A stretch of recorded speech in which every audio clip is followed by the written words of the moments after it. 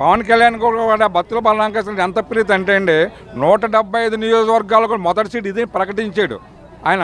అంటే బత్తుల బలరామకృష్ణ గారు పవన్ కళ్యాణ్ ఏకలేవ శిష్యుళ్ళు అట్టాడు.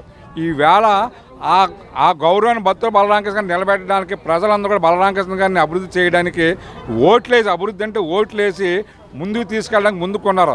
తర్వాత ఇంకోటి ఏంటంటే రాజానగరం నియోజకవర్గాన్ని బత్తుల బలరామకృష్ణ గారు కోరుకోవడం ఏంటంటే ఈ నియోజకవర్గానికి ఎనలేని సేవ చేయాలని కోరిక ఆయనకి. దాని గురించి మొన్న ఎన్ఆర్ఐలను తీసుకొచ్చాడు. ఇక్కడ ఏదో కొంచెం ఎన్ఆర్ఐకి సంబంధించిన ఫ్యాక్టరీలు పెడతాకి ఎన్ఆర్ఐది సాఫ్ట్వేర్లు అవి పెట్టడానికి కూడా వాళ్ళంతా కూడా ముందుకు వస్తున్నారు. ఇక్కడ నిరుద్యోగ సమస్య అన్నది లేకుండా ఉండాలని చెప్పి బత్తుల బలరామకృష్ణ కోరిక. ఎవరైనా సరే ఉపాధి హామీ గురించి రాజానగరం నియోజకవర్గం వదిలి బయటికి ఎవరో కూడా వెళ్ళకూడదు. ఎవరైనా బయట నుంచి రాజానగరం నియోజకవర్గంలోకి వచ్చి ఇక్కడ ఉపాధి హామీ పొందాలి, ఇక్కడ నిరుద్యోగ సమస్య ఉంటే రూపుమాపాలని చెప్పేసి ఈయన కోరిక.